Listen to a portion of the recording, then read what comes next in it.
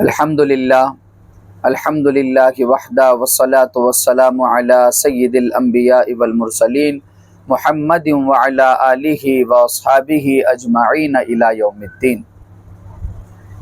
اللہ تبارک و تعالیٰ کا بے انتہا کرم و فضل ہوا ہے کہ ہم سیرت النبی صلی اللہ علیہ وسلم کو ہر روز آپ کے سامنے بیان کر رہے ہیں۔ آج کا یہ پارٹ نمبر 36 ہے، 36واں پارٹ الحمدللہ ہم ریکارڈ کر رہے ہیں۔ اللہ تبارک و تعالی مجھے حق گوئی کی توفیق دے اور آپ تمام سمیت مجھے بھی عمل کرنے کی توفیق دے۔ جنگ تبوک ایک تھکا دینے والی جنگ، پریشان کر دینے والا غزوہ، کیونکہ اس میں ایک طرف فاقہ کشی، ایک طرف مال کی کمی، سواریوں کی کمی اور لوگوں کی بھرمار تھی۔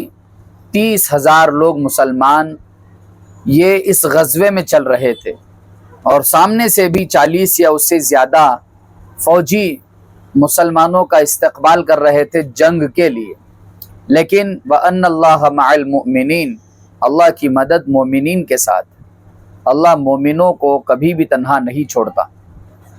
اللہ نے مومنوں کی مدد کا وعدہ کیا ہے، اور جو مومنین اللہ کے دین کی نشر و اشاعت کے لیے دوڑتے ہیں، اپنے مالوں کو لگاتے ہیں، اپنی جان کو لگاتے ہیں، اللہ تبارک و تعالی ایسے مومنوں کے مال کو، ان کی جان کو ضائع نہیں کرتا۔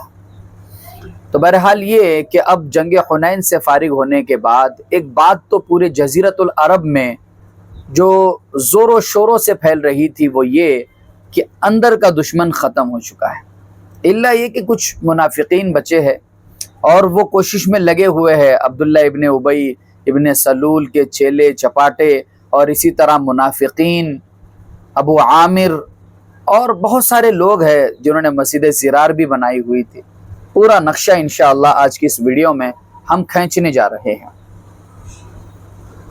یہ لوگ جو ہے اسلام کو تکلیف پہنچانے کے لیے جھوٹی جھوٹی خبریں صحابہ کرام میں عام کر رہے تھے تبوک کے تعلق سے، رومیوں کے لشکر کے تعلق سے، لیکن یہ بات بھی آپ کو بالکل نہیں بھولنی چاہیے۔ محمد عربی صلی اللہ علیہ وسلم با کمال شخصیت، محمد عربی صلی اللہ علیہ وسلم با کردار شخصیت، آپ صلی اللہ علیہ وسلم خطابت کے لائن سے سب سے با کمال، اخلاق سے لائن سے سب سے با کمال، اور اسی طرح آپ صلی اللہ علیہ وسلم ایک سپہ سالار کے طور پر، ایک جنگجو کے طور پر، ایک کمانڈر و جنرل کے طور پر سب سے اعلیٰ۔ اس لیے تو صحابہ کہتے ہیں رسول اللہ نے ہمیں عورتوں کو مارنے سے منع کیا، بوڑھوں کو مارنے سے منع کیا، بچوں کو قتل کرنے سے منع کیا، اور کسی ریلیجن میں یہ دیکھنے کو ملتا نہیں۔ جنگ کے اصول اسلام نے دنیا کو بتائے۔ تو بہرحال جنگ تبوک کی بات چل رہی ہے۔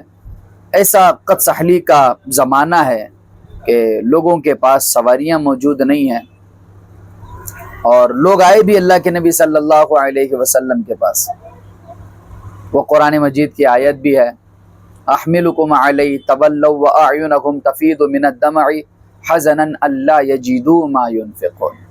اب کچھ لوگ آئے اللہ کے نبی کے پاس، ہے اللہ کے نبی ہمارے پاس سواری نہیں ہے، ہم جانا چاہتے ہیں، ہم جنگ لڑنا چاہتے ہیں، ہم اللہ کے راستے میں شہید ہونا چاہتے ہیں، اللہ کی مرضی پہ عمل کرنا چاہتے ہیں، لیکن ہمارے پاس سواری نہیں ہے۔ اللہ کے نبی نے کہا کہ سواریوں کا انتظام اگر ہو جاتا ہے تو ہم تمہیں بلاتے ہیں، حالانکہ سواری کا انتظام بالکل نہیں۔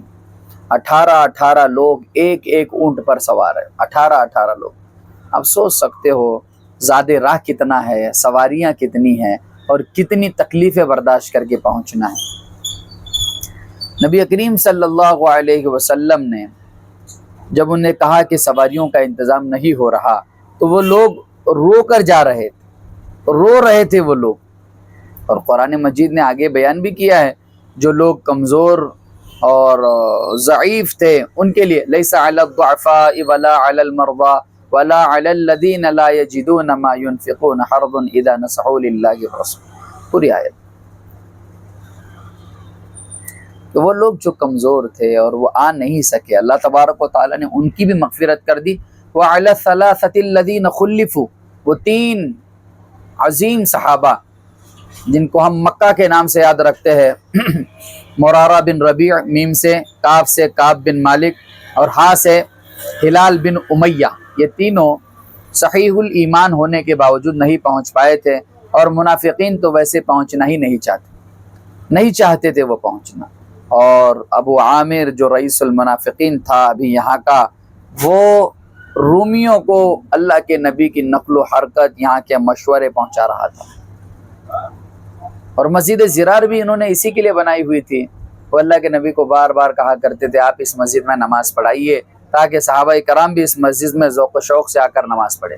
لیکن اللہ کے نبی صلی اللہ علیہ وسلم نے نماز پڑھانے کو تبوک کے بعد تک مؤخر کر دیا تھا، اور تبوک سے لوٹنے کے بعد اللہ کے نبی نے اس مسجد کو منہدم کر دیا۔ مسجد تو نہیں کہیں گے بہرحال اس سے۔ اللہ کے نبی صلی اللہ علیہ وسلم نے اعلان کرایا، اور یہ اعلان ایسے وقت میں ہو رہا تھا کہ پھل پک چکے تھے اور فاقہ کشی چل رہی تھی، اور اللہ کے نبی صلی اللہ علیہ وسلم کو حالات کا اچھی طرح سے علم بھی تھا، لیکن اللہ کے نبی صلی اللہ علیہ وسلم چونکہ ایک بہترین لیڈر، ایک بہترین سپہ سالار تھے، اس لیے اللہ کے نبی نے صلی اللہ علیہ وسلم نے اعلان لگایا کہ نکلو، اب نکلو باہر۔ مکہ والوں کو بھی یہ بات پہنچا دی گئی، اطراف کے لوگ جو مسلمان ہو چکے تھے ان تک بھی یہ باتیں پہنچا دی گئی، نکلو باہر، اب نکلو، اب تبوک کے لیے نکلنا ہے۔ بہرحال مدینے میں اب لوگ جوق در جوق پہنچنے لگے، لشکر اترنے لگے، اور 30,000 کا لشکر جو ہے وہ مدینے میں آن پہنچا۔ اب چونکہ سامان سفر نہیں تھا، زیادہ راہ نہیں تھا، تو اب اللہ کے نبی صلی اللہ علیہ وسلم نے یہ بھی اعلان کیا کہ اللہ کے راستے میں خیرات کرتے جاؤ، صدقات دیتے جاؤ۔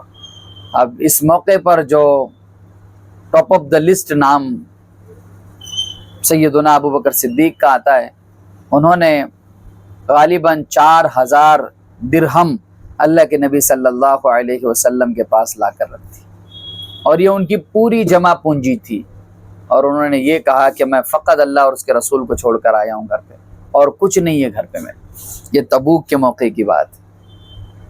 سیدنا عمر بن الخطاب نے اپنا آدھا مال پیش کیا، حضرت عباس رضی اللہ عنہ نے اپنا بہت سارا مال پیش کیا۔ اب آتے ہیں اس خلیفہ کی طرف جس کا نام عثمان بن عفان ہے، ذو النورین ہے۔ وہ کیا کہنے ان کے خرچ کرنے کے بارے میں۔ سیدنا عثمان رضی اللہ عنہ نے 900 اونٹ اللہ کے راستے میں صدقہ دی تھی، اور 100 گھوڑے، جو ان کے مال کی کل تعداد ہو رہی ہے 900 اونٹ، 100 گھوڑے، اور وہ بھی راشن سے لدے ہوئے، اللہ اکبر، کجاوے سے لدے ہوئے، سامان سفر سے لدے ہوئے، سبحان اللہ۔ اور اس کے بعد حضرت عبد الرحمن بن عوف نے 29 کلو چاندی اللہ کے راستے میں صدقہ کر دی۔ بڑے بڑے نام ہیں، بڑے بڑے صحابہ کرام نے، فلاں نے یہ دیا، فلاں نے وہ دیا، فلاں نے وہ دیا، حتیٰ کہ عورتوں نے ناک کی نتھنی، اسی طرح بالیاں، ہار اور بندی جو سونے کی ہوتی ہے، اور جو بھی چیزیں عورتوں کی قیمتی ہوتی ہے، وہ عورتیں آتی جاتی اور سرکار دو عالم صلی اللہ علیہ وسلم کے سامنے رکھتی جاتی۔ یہ جوش اللہ کے نبی صلی اللہ علیہ وسلم نے صحابہ کرام کے اندر دیکھا خرچ کرنے کا۔ بہرحال یہ لشکر جوں توں جو ہے اپنی کمر کو سیدھا کرتا ہوا تبوک کی طرف روا دوا۔ اللہ کے نبی نے حضرت علی المرتضی رضی اللہ عنہ کو اپنے اہل و عیال کی حفاظت کے لیے مدینہ چھوڑ دیا تھا کہ آپ نہ آئیے، اور 2 لوگوں کو مقرر کیا تھا مکہ کی مدینے کی گورنری کے لیے، اور اللہ کے نبی صلی اللہ علیہ وسلم اب چل پڑے تھے۔ بہرحال تانا دینے کے بعد منافقین جو تانا دے رہے تھے حضرت علی کو، تو اس تانے کو برداشت نہ کر سکے، وہ فوراً اللہ کے نبی صلی اللہ علیہ وسلم کے پاس آ پہنچے، اللہ کے نبی کو آ ملے۔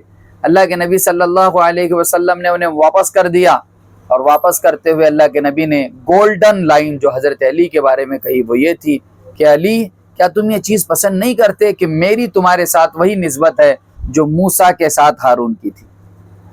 وہی نسبت ہے، اللہ یہ کہ میرے بعد کوئی نیا نبی نہیں، میرے بعد کوئی پیغمبر نہیں۔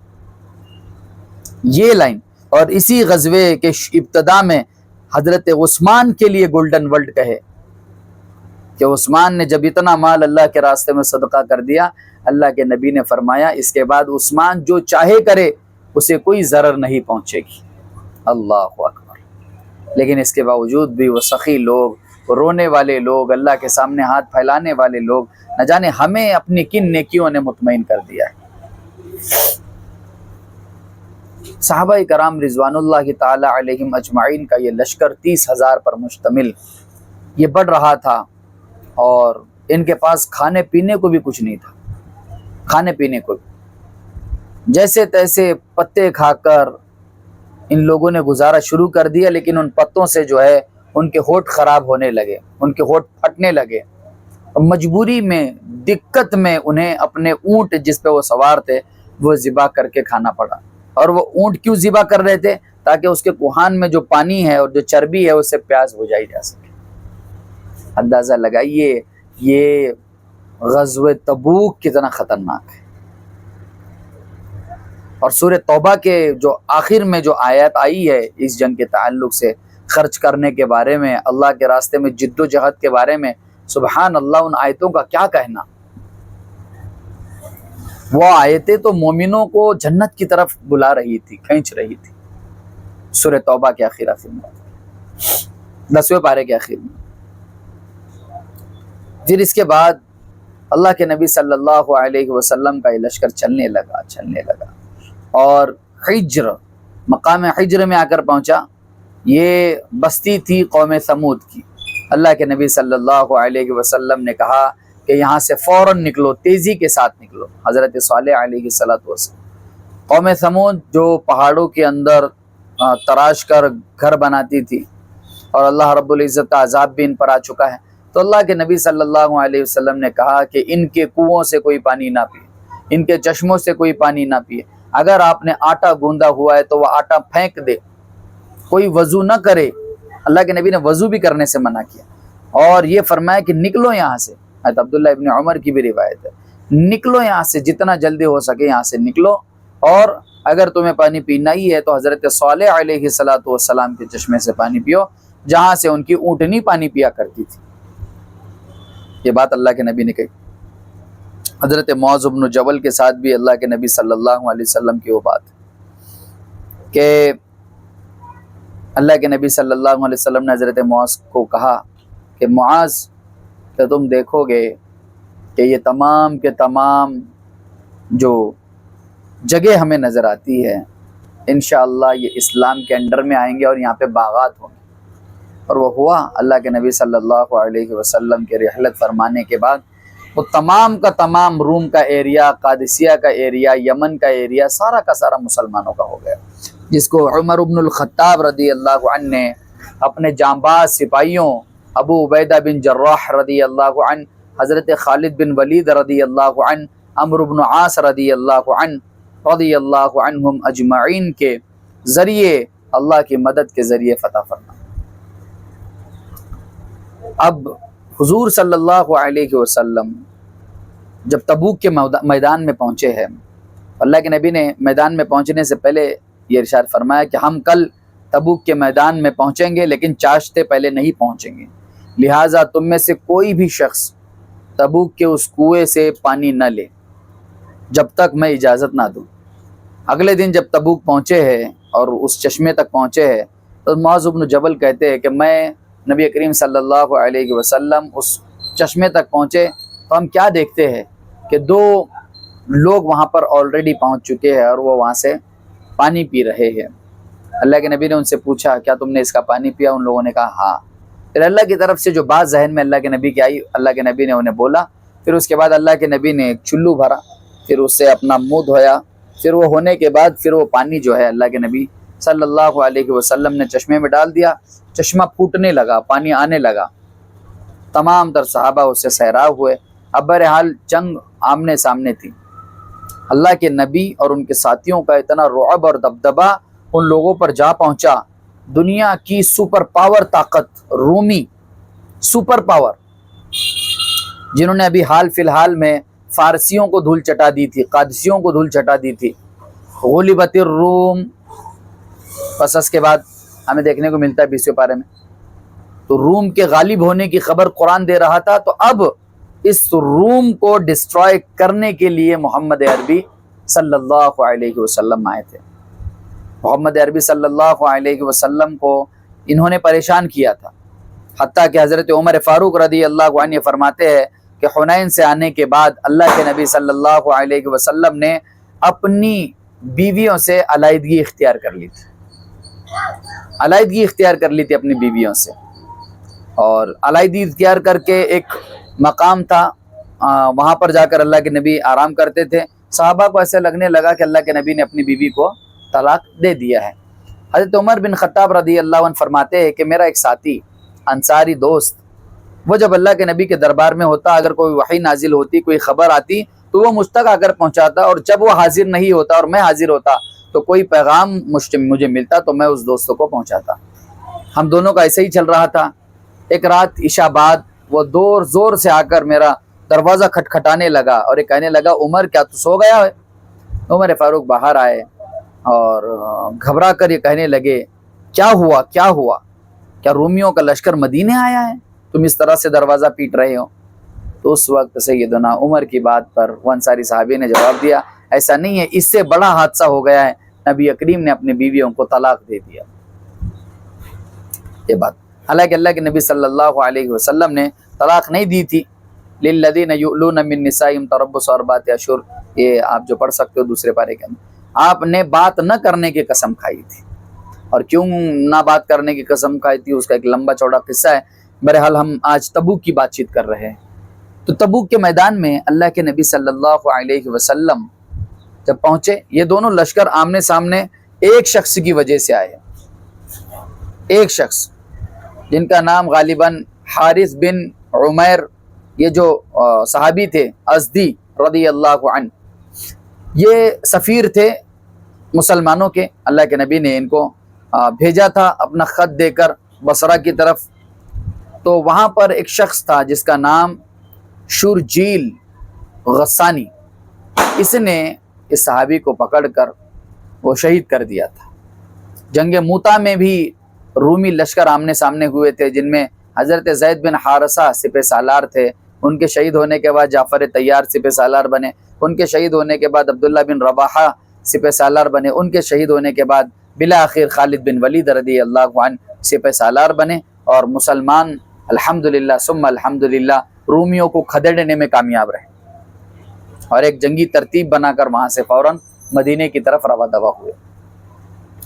اب اللہ کے نبی ان کے درمیان پہنچے ہیں بلقا کے ایریا کے اندر، لیکن ان لوگوں پر ایسا رعب اور دبدبہ طاری ہو گیا صحابہ کرام کا، وہ بھاگنے لگے اور اپنے اپنے علاقوں اور اپنے اپنے شہروں کے اندر دوڑنے لگے، اپنے اپنے گاؤں میں دوڑنے لگے. بالآخر مسلمانوں نے یہ جنگ ایسی ہی فتح کر لی بغیر کسی لڑائی کے. اور وہاں کے اطراف کے جو عرب قبائل تھے وہ اب محمد عربی صلی اللہ علیہ وسلم کے جھنڈے تلے آ چکے تھے، کیونکہ یہ عرب قبائل پہلے رومیوں کے ساتھ مل کر مسلمانوں پر حملہ کر رہے تھے. لیکن جنگ موتا میں بھی انہیں منہ توڑ جواب ملا، اور ساتھ ہی ساتھ جنگ تبوک میں بھی انہیں جو منہ توڑ جواب ملا، اس کی وجہ سے تمام کے تمام عرب قبائل اب جو ہے محمد عربی صلی اللہ علیہ وسلم کے جھنڈے تلے آ گئے. واپسی کے بعد 50 دن کا یہ سفر تھا، 20 دن جانے 20 دن آنے، اور 10 دن وہاں پر قیام تھا غالباً، یا 15 دن جانا ہے 15 دن آنا ہے، 20 دن وہاں قیام تھا. اس طرح سے آنے کے بعد اللہ کے نبی صلی اللہ علیہ وسلم نے سب سے پہلے وہ مسجد جو ہے مسجد زرار جو بنائی گئی تھی منافقین کے ذریعے، اور ان کی چال بازیاں اور مکاریاں وہاں پر ڈسکس ہونی تھی، اور ان کی باتیں اور ان کے وسوسے اور ان کی جو چیزیں تھی وہاں پر ڈسکس ہونی تھی. اللہ کے نبی نے اسے منہدم کر دیا. بہرحال اسی غزوے کے بعد وہ واقعہ بھی پیش آیا کہ حضرت محمد رسول اللہ صلی اللہ علیہ وسلم نے عثمان بن عفان سے کہا، ام کلثوم جب اس دنیا سے رحلت فرما گئی رضی اللہ عنہا، اللہ کے نبی کی شہزادی بیٹی، تو اللہ کے نبی نے حضرت عثمان سے کہا کہ اگر میری تیسری بیٹی بھی ہوتی تو میں وہ تیرے نکاح میں رہتا. یہ حضرت عثمان سے کہا. اور ایک واقعہ اس میں وہ بھی ہوا کہ وہ بدکار عورت جس نے زنا کیا ہوا تھا، وہ اللہ کے نبی کے دربار میں آئی اور اللہ کے نبی صلی اللہ علیہ وسلم سے کہنے لگی کہ مجھے اس گناہ سے چھٹکارا دلوائیے۔ یہ واقعہ بھی پورا اسی غزوہ تبوک کے بعد ہوا ہے۔ حالانکہ یہ واقعات ہمیں معلوم ہیں، ہم بتا سکتے ہیں، لیکن ہمارا اصل مقصد تبوک کو بتانا ہے۔ بہرحال اللہ کے نبی صلی اللہ علیہ وسلم نے 50 دن یا پھر 40 دن تک ان صحابہ سے بات نہیں کی۔ کس سے؟ مکہ، جن کا نام ہم مکے سے پہچان سکتے ایزیلی، میم سے مرارہ بن ربی، کاف سے کعب بن مالک اور ہا سے ہلال بن امیہ، یہ مکہ اس طرح سے پہچانا جاتا ہے اسے۔ تو ان تمام صحابہ کا، ان تینوں صحابہ سے بائیکاٹ کیا۔ ان کے نہیں آنے کی وجہ الگ الگ تھی۔ کوئی یہ سمجھ رہا تھا کہ میں پہنچ جاؤں گا، میرے پاس تیز رفتار اونٹنی ہے۔ کوئی یہ سمجھ رہا تھا کہ میرے پاس فخر و فاقہ ہے، میں کیسے جاؤں۔ کوئی یہ سمجھ رہا تھا کہ میں اپنے باغ کا خیال رکھ کر، اس طرح کی وہ باتیں تھیں۔ بہرحال صحیح الایمان ہونے کے بعد اللہ رب العزت نے انہیں معاف کر دیا، وجہ سے، صحیح الایمان ہونے کی وجہ سے۔ لیکن منافقین کا پردہ فاش ہو گیا، منافقین کا چہرہ جو ہے وہ اب کالا پڑ گیا۔ وہ منافقین جو رومیوں کی وجہ سے مسلمانوں سے اکڑ کر بات کر رہے تھے اور یہ سمجھنے لگے تھے کہ رومی ان کے دانت کھٹے کر دیں گے، رومی انہیں ہرا دیں گے اور رومی ان کا جو ہے قلع قمع کر دیں گے، لیکن ان مسلمانوں نے رومیوں کو پیروں کی دھول چٹوا کر پورے جزیرۃ العرب کو یہ بات بتا دی کہ اب نہ ہمارا کوئی اندر دشمن ٹک سکتا ہے اور نہ کوئی باہر۔ اس کے بعد ہی عبداللہ ابن ابی ابن سلول کا انتقال بھی ہوا۔ اللہ کے نبی نے حضرت عمر فاروق کے منع کرنے کے بعد بھی جنازے کی نماز پڑھائی اللہ کے نبی نے۔ تو اس موقع پر حضرت عمر بن خطاب بار بار منع کر رہے تھے، تو قرآن مجید کی وہ آیت بھی آئی، استغفر لهم او لا تستغفر لهم فان تستغفر لهم 70 مرہ فلن یغفر اللہ۔ اللہ یہ بھی آئی، اور بہت سارے واقعات ہوئے اس کے بعد، اور بہت سارے سریات بھی ہوئے۔ اللہ تبارک و تعالیٰ کے فضل سے ہم نے جنگ تبوک بھی آپ کے سامنے موٹے موٹے باتوں میں، موٹے موٹے الفاظوں میں بیان کیا۔ اب بچا ہے حجۃ الوداع، ایک آخری حج۔ اس سے پہلے بھی ایک کارنامہ ہوا، ایک بات چیت ہوئی۔ حضرت ابوبکر صدیق رضی اللہ عنہ کو بھیج دیا تھا امیر حج بنا کر اللہ کے نبی نے، اور حضرت علی رضی اللہ عنہ کو بھی بھیج دیا تھا، تاکہ مکہ کے اندر جو 4 مہینے کی مدت جو رسول اللہ نے فراہم کی تھی وہ مدت ابھی مکمل ہو چکی تھی۔ یا تو آپ جزیہ دو، یا تو پھر آپ جو ہے مسلمان بن جاؤ، یا پھر آپ مکہ کو چھوڑ کر آپ چلے جاؤ۔ بہرحال مکہ تو مشرکین سے پاک ہو گیا تھا، مکہ بتوں کی عبادت سے پاک ہو گیا تھا، مکہ اب جو ہے غیر اللہ سے پاک ہو گیا تھا۔ حضرت علی نے یہ اعلانات کیے، پھر حضرت ابو بکر نے بھی اعلانات کرنے کے لیے کہا، اپنے ساتھی کو بلا کر اعلان کر دو، آج کے بعد کوئی کافر مکہ کا جو ہے کعبے کا طواف نہیں کرے گا، کوئی ننگا طواف نہیں کرے گا، کوئی یہاں پر ایسا شخص داخل نہیں ہوگا جس کی ممانعت رسول اللہ نے فرمائی۔ اللہ اکبر، سبحان اللہ۔ مسلمان اپنے ساکھ کے ساتھ، اپنی عزت و وقار کے ساتھ اب مدینے میں آ پہنچے، اور یہ تمام تر معاملات اب مدینے میں طے پانے ہیں۔ ایک ایک منافق کا چہرہ جو ہے وہ کھل کر سامنے آ رہا ہے۔ اللہ تبارک و تعالی ہم تمام کو نبی کریم صلی اللہ علیہ وسلم کے مطابق اور اللہ رب العزت کے احکام کے مطابق، نبی نے جس طرح سے زندگی گزاری ہے اس کے مطابق عمل کرنے کی توفیق دے۔